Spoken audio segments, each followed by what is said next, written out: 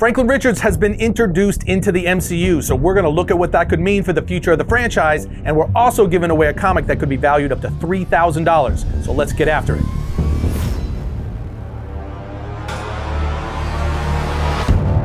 What's up, everybody? The Fantastic Four First Steps movie is finally here and has now officially introduced multiple long-awaited characters into the MCU. Obviously, it debuted the MCU versions of the Fantastic Four themselves, Galactus and Shia LaBeouf as the Silver Surfer. But the movie also introduces another massively important character, Franklin Richards, which is the powerful child of Reed Richards and Sue Storm. Now, I won't be full-on spoiling the movie in this episode, but I am going to talk about certain aspects of Franklin Richards' history that will spoil aspects of his role in the movie and the implications for the MCU going forward. So if you don't want any spoilers, you should save this episode and come back to it after you've seen the movie. But like I said, we've also got a dope giveaway for you guys a bit later where you'll have a chance to win a comic valued up to $3,000. So be watching for that as well. Now, off we go. All right, so generally speaking, Franklin Richards might be the most consequential addition to the Marvel Cinematic Universe to date due to his power set in the comics. So going into the movie, I wasn't really sure if they were going to nerf the crap out of him as the MCU tends to do, or if introducing him was going to mean something much bigger. And I am very happy to say that Marvel went with the latter. In fact, very early in the movie, when the Fantastic Four first go to confront Galactus, the Devourer of Worlds sees that Sue is pregnant and immediately tells us that the child, Franklin, possesses the power cosmic and will be powerful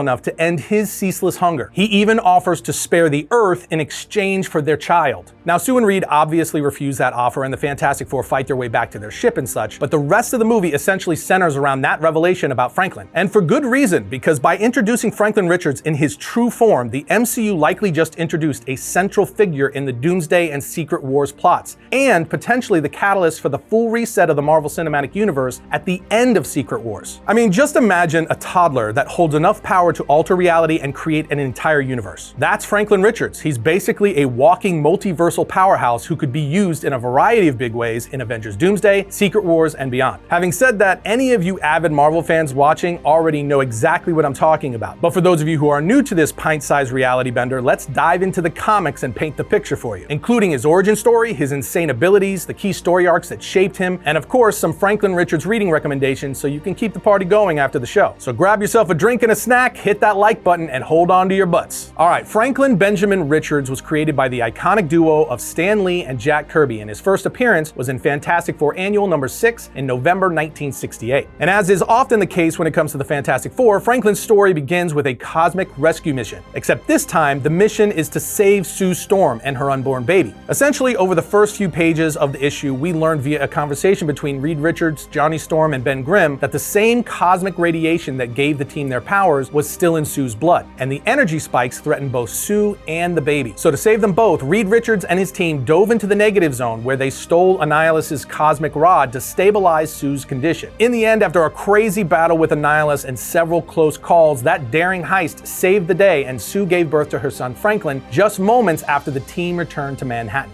Reed and Sue then named him Franklin Benjamin Richards in honor of Sue's father, Franklin Storm, and their best friend, Ben Grimm, the Thing. And from the moment he arrived, Franklin was different. He had inherited cosmic ray altered genes from his parents, and his latent psionic abilities manifested almost immediately. For example, as a toddler, he could sense his mother while she was in her invisible state, project dream versions of himself, and occasionally even glimpse the future. In fact, Marvel's official profile clearly states that he was one of Earth's most powerful mutants, and that power terrified his parents. And it only got worse because by preschool age, Franklin was already bending reality without even realizing it. In fact, in the early 1970s issues of Fantastic Four, whenever he felt threatened, his mind lashed out, creating avatars like Ego Spawn and Dark Hunter, which were living projections of his frustrations that could do crazy things like fire energy bolts and reshape matter. At one point, he hit fast forward on himself, aging into an adult form called Avatar, and accidentally attacked his own family. So after a series of events, Franklin constructed a psychic damper to block his abilities until he was older. But while that may sound harsh, one storyline that showed exactly why it was necessary was found in Fantastic Four issue 141, where Annihilus kidnapped Franklin, amplified his powers with a cosmic gene transmuter, and the resulting energy buildup threatened to kill every living creature in the solar system. This one event alone forced Reed to use a prototype antimatter weapon on his own son to stop the overload, which left Franklin comatose. Franklin then remained in a coma for months until Fantastic Four 150, when Ultron 7's psychic assault on the Avengers Avengers and the Fantastic Four triggered a backlash that caused Franklin to finally wake up. And like any little kid being startled awake, he woke up cranky, unwittingly destroying Ultron 7. Now, his powers did become dormant again after that incident, but imagine being so powerful that your dad feels forced to render you unconscious with antimatter to prevent you from accidentally farting reality out of existence. I'd say that's unfortunate. It also has to be mentioned that prior to all of that, in the hopes of teaching Franklin control, Sue Storm hired Agatha Harkness as a nanny, and under her guidance, Franklin learned how to astrally project himself. So despite Reed attempting to restrict his abilities, Franklin's subconscious used that as an outlet, sometimes manifesting that dream self that I mentioned earlier that could wander anywhere on the planet. Like in the 1980s Power Pack title, where Franklin was given the name Tattletale and played a key role in defeating the villain Jackal by using his dream self to strategize. I also got to elaborate on the time Franklin spontaneously aged himself into an adult. That's right, in Fantastic Four 245, he became the Avatar, a fully grown version of himself with insane telepathic and matter manipulation powers. As Avatar, he could levitate, transform matter, knock out the Human Torch, and rearrange walls with a thought. But it wouldn't be the last time Franklin would do something like that. In fact, that's just the tip of the iceberg. But before we move on, it's time for that giveaway. That's right, we're gonna give away a mystery pack that could be worth up to $3,000. And the giveaway is provided by our friends over at Courtyard.io, today's sponsor. Known for their Pokemon and sports cards, Courtyard just launched their comic book vending machine, and it's amazing. Check this out. On Courtyard.io, their comic book vending machine lets you buy a mystery pack, which is an unknown graded Marvel or DC comic worth anywhere from $100 to over $3,000. But instead of waiting for the comic to arrive in the mail to find out what you got, you find out what it is instantly. Then you could either have them mail it to you, hold it, trade it, or accept a 90% instant buyback offer based on the fair market value. To be clear, all of their books and cards sold on their vending machines are physical graded products, which you get to see in a digital format first before deciding what you want to do. In fact, to demonstrate, we're about to use Courtyard's comic book vending machine for the first time ourselves, so let's see how it goes.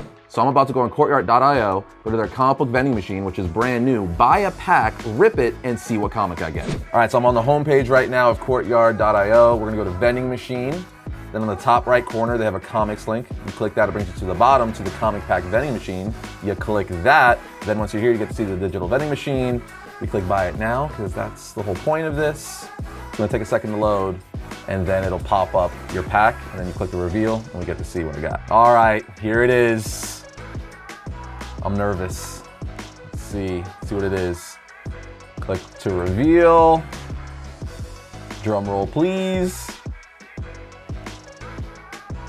A 9/6 Werewolf by Night 34, valued at roughly $180. Yeah, that's like an OG Marvel book. I might have to keep this. Yeah, no, I'm gonna keep this one. It's a 9/6 Werewolf by Night 34.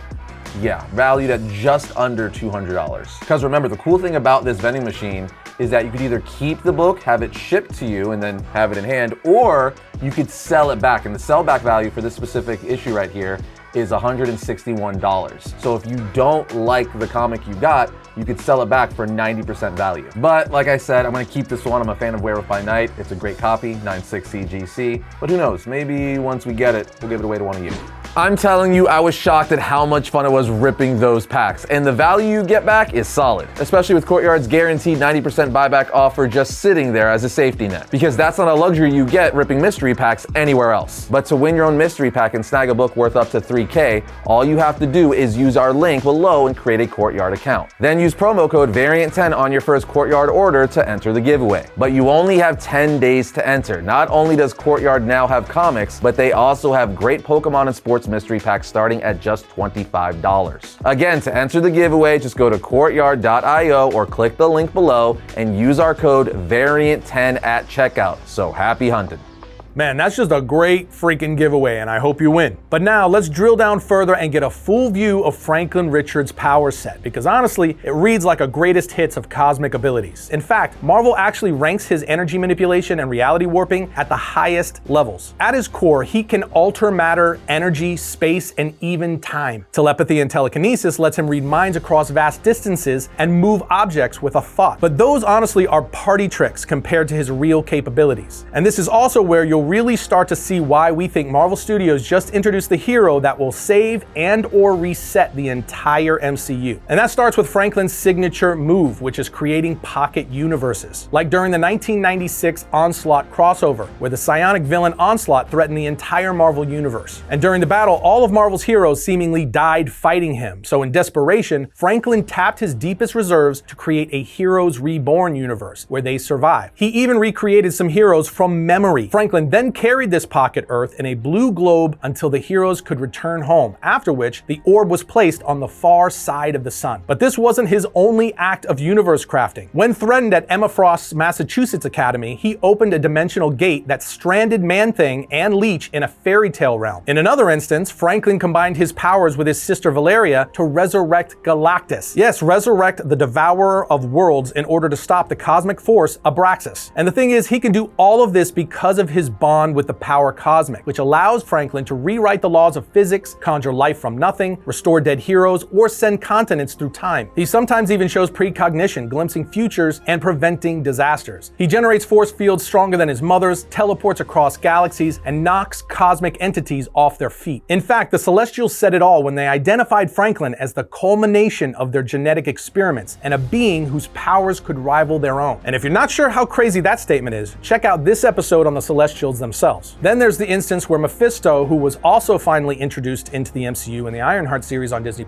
learned about Franklin's power the hard way when he kidnapped the Fantastic Four back in Fantastic Four 276 and 277. Essentially, once Franklin got his hands on Mephisto, he scattered him across multiple dimensions. And Mephisto is an unbelievably powerful being in the Marvel Universe. Again, if you're not super familiar with him either, check out our full History of Mephisto episode right here. Anyway, during Fear itself, in another display of incredible power, Franklin turned Ben Grimm into Angrier back into the Thing, overriding an Asgardian enchantment. Which is crazy, but another clear statement about the scope of Franklin's power just happened during the current One World Under Doom event, where after a series of plot points triggered by Sorcerer Supreme Dr. Doom, Franklin's mind is sent to an alternate timeline where the Fantastic Four never existed. This left his powers unchecked and unchallenged throughout his life, and without Reed and Sue as a guiding hand, Franklin became an all-powerful Galactus-like figure, which again is a bit of a tip-off for what they just rolled out in the movie, where Galactus wants Franklin to take his job so he can retire. But in this comic story, in Fantastic Four issue 32, Franklin Galactus is so disconnected he even attempts to wipe out his sister Valeria. However, in the end, she was able to reset the timeline and save them both. But short of that, he was essentially shown to be without an equal. Overall though, I guess the clearest statement is that in raw power scaling, Franklin consistently ranks among Marvel's most formidable beings, even surpassing Omega-level mutants. Now, despite his cosmic power, Franklin isn't omnipotent. Emotional trauma often suppresses his power, and his subconscious creates avatars when he refuses to face loss. Plus, not only did psychic damper limit him for years, as I mentioned earlier, but writers have also depowered him at key moments to keep stories grounded. For instance, when Reed fired the ultimate nullifier against Abraxas in Fantastic Four Volume 3, Issue 49, Franklin lost his powers entirely and spent years as a normal boy. Then in recent years, Marvel retconned him in Fantastic Four Issue 26, where Professor X revealed that Franklin isn't genetically a mutant, but a human mutate who subconsciously made himself and everyone else believe he was a mutant. A moment in Franklin's history that fans have debated ever since, as most of us are wondering whether this severed his X-Men ties or just freed him for broader cosmic stories. So if you're familiar with that whole situation, let us know your take on it down in the comments. Okay, so now that we have a full understanding of Franklin's powers and abilities, let's round out some of his most important story arcs. So over the years, Franklin's growth and evolution has pretty much mirrored the sensibilities of each era of Marvel storytelling. In other words, early writers treated him as a cute but dangerous little kid, and later writers and arcs expanded his personality, gave him more agency, and a darker edge. You have to start with Franklin's origin in 1968's Fantastic Four Annual 6, which Marvel pulled from heavily for Franklin's origin in the First Steps movie. But in the story, as we talked about earlier, we see Sue Storm's pregnancy go haywire due to the cosmic rays that gave the Fantastic Four their powers. Reed, Ben, and Johnny then jump into the negative zone to snag Annihilus' cosmic control rod, and they pull it off just in time, and boom, Franklin Richards enters the world. Now in the MCU, they swapped out Annihilus with Galactus Galactus, along with a few other details, but the main concepts are the same. And the main point is both his comic and MCU origins make it clear right up front that this kid is no ordinary baby. Then fast forward to the early 70s, and the stakes get even higher for Franklin in Fantastic Four issues 140 through 141, which is where Annihilus kidnaps toddler Franklin to siphon his energy. We've already talked about this story as well, so we won't go over it again, but it was a major milestone for Franklin's history. Then by the 1980s, Franklin was showing more control, and in addition to aging himself to adulthood and dubbing himself Avatar in Fantastic Four 245, he also appeared in crossovers like Days of Futures Past and Uncanny X-Men 141 through 142, and the sequel Days of Futures Present. In those storylines, we see scarred adult versions of Franklin from dystopian timelines lashing out with reality-warping fury against Sentinels and fate itself. So if you love what-if type stories and power escalations, this arc is a great one to pick up. Anyway, things got even more intense for the character in the mid-1990s when his grandpa, Nathaniel Richards, yanks him to the future to train him as a warrior in Fantastic Four issues 375 through 376. This is where Franklin turned into the teen powerhouse Psylord. He then founds Fantastic Force in their self-titled series, which ran for 18 issues, battling a variety of threats. However, by the end of the run, his Psylord persona was timeline swapped, and Kid Franklin was back in play by Fantastic Four 414. Then comes the big one, the Onslaught Saga in 1996. Found in Fantastic Four 414 and Onslaught Marvel Universe #1, this is another story I mentioned above, but it's where the Magneto-Xavier hybrid, Onslaught, kidnaps Franklin to hijack his reality powers. The Fantastic Four, along with the Avengers, die fighting him, but Franklin subconsciously creates a whole pocket universe, Counter-Earth, to stash them in, kicking off the Heroes Reborn reboot. We're talking nearly every Marvel hero, all refreshed in a new reality, showing Franklin basically playing God, and in Heroes Reborn The Return, issues 1 through 4, the celestial Ashima forces him to choose between worlds. But Franklin merges with her and finds a way to save both worlds, reuniting with his family in Fantastic Four Volume 3, Issue 1. Oh, and he picks up a sister along the way, Valeria, who starts as Marvel Girl in the Pocket Universe before a series of retcons turned her into Sue's actual baby. Then in the early 2000s, we see things spiral into chaos a bit, starting in the Fantastic Four Volume 3, issues 46 through 49, where Franklin teamed up with Valeria to resurrect Galactus and stop Abraxas from destroying the universe by using the ultimate nullifier. But again, that came with the cost of Franklin being temporarily depowered and becoming a normal kid for once. However, not surprisingly, that didn't last long, because Doom's deal with demons sucks him into hell in Fantastic Four issue 500. And while he bounced back from that ordeal, Onslaught Reborn issues 1 through 4 brings the villain back on Counter-Earth, forcing Franklin to face him once again. Then by the late 2000s, Franklin really starts flexing, starting in Jonathan Hickman's Fantastic Four run, where we get dual timelines, with Kid Franklin chilling with Leech and trolling Norman Osborn, versus future Franklin, a literal god commanding Galactus as his herald and smashing Celestials in an interdimensional war. It was actually about midway through Hickman's run in Fantastic Four 585 where we see Galactus make one of the most shocking statements ever made about Franklin's true power. To sum it up, an angry Silver Surfer and Galactus arrive on Earth looking for answers from Reed Richards about why they found the corpse of the future version of Galactus buried beneath the Earth, which of course is a whole other thing that we're not going to get into here. The point is, after Reed gives a brief explanation, Galactus still wants more answers, but rather than continue to press Reed at the Baxter Building, Galactus summons him to his ship Ta-2 instead, and there he tells him that he didn't want to remain on Earth for long because he feared the outcome of a potential confrontation if he had stayed there. This of course shocks Reed, and when he asked Galactus what he feared, the Devourer of Worlds responded by saying, "The blocks in his mind have been broken and his powers are active again. Reed Richards, we have to talk about your son." Essentially stating that Franklin Richards' unrestrained power was enough to make him fearful for his life. So this whole run from Jonathan Hickman is a big one for Franklin's overall mythology, but it's also just great storytelling. I'll also add that Hickman intertwined his Fantastic Four run with his 23-issue Future Foundation title, which featured important interactions between Dr. Doom, the Fantastic Four, and Franklin Richards. Pieces that could serve as an influence in the MCU's direction, especially considering the inclusion of the Future Foundation in the First Steps movie, which was also created by Jonathan Hickman and first introduced in issue 579 of this same Fantastic Four run. From there, he appeared in the 2015 Secret Wars, where Franklin, alongside Reed Richards, Dr. Doom, and Molecule Man, rebuilt reality. Franklin essentially conjured entire universes at his father's request, and Molecule Man seeded them with life. So we had father and son literally building worlds together, cementing Franklin's role as the architect of a new multiverse, which is exactly what we could see happen in the MCU. Anyway, Dan Slott's era kept that momentum going as he returns to Franklin's depowered phase and gave him the codename Powerhouse. In Fantastic Four Volume 6, Issue 5, he even dyes his hair black for a more edgy look, which was later made permanent in Issue 45. But by Ryan North's run in Fantastic Four Issue 18, we learn yet again that his powers aren't gone, they're just evolving, so they only manifest one night a year in order to allow for a more normal childhood. And that, my friends, ties directly into the big 2020 retcon I mentioned earlier from Fantastic Four Volume 6, Issue 26. But as of the latest issues in 2025, including team-ups in Power Pack Into the Storm 1 through 5, and the new one-shot Fantastic Four Presents Franklin Richards, Son of a Genius Issue 1, we see Franklin grappling with his beyond Omega level abilities, multiversal threats, and family bonds, hinting at even bigger arcs ahead. Especially with his now massive role in the MCU, you know Marvel is going to keep him front and center in comics. But overall, his arcs are largely about untapped potential, family loyalty, and the kind of OP feats that make Thanos look like a lightweight. Anyway, that wraps up our look at his origin, power set, and his key story arcs. So if you're looking to dive into Franklin Richards' reading for yourself, and we highly recommend you do, I basically already named most of our recommendations. However, here's a quick recap. First, you gotta check out Fantastic Four Annual Issue 6. That'll give you his birth and the Negative Zone rescue. Then you'll want to read the Fantastic Four series, which features the Psy-Lord era. From here, we recommend Onslaught Marvel Universe Issue 1, where Franklin creates the Heroes Reborn universe. Then Jonathan Hickman's Fantastic Four run, which leads to the 2015 Secret Wars, where Franklin builds another new universe. After that, check him out in Chip Zdarsky's 4-issue X-Men Fantastic Four miniseries, followed by the more recent Fantastic Four run, issues 28 through 33. And if all that looks like a similar pattern to the MCU's plan, that was the point, and it should set you up nicely for a clear view of where all this might be going. But that wraps up our look at Franklin Richards and why we think Marvel just introduced the roadmap to the MCU's reset with the Doomsday and Secret War movies, ushering in not only the X-Men saga, but completely recast versions of Iron Man, Captain America, Black Panther, and the rest of Marvel's heavy hitters. But what's your take on Franklin's powers in the comics versus how he was introduced in the Fantastic Four movie? Let us know down in the comments. Also, don't forget to use our link in the description to get in on that comic mystery pack giveaway with Courtyard.io. It could land a highly valuable comic in your lap. Other than that, we will see you next time when we talk about all things comics.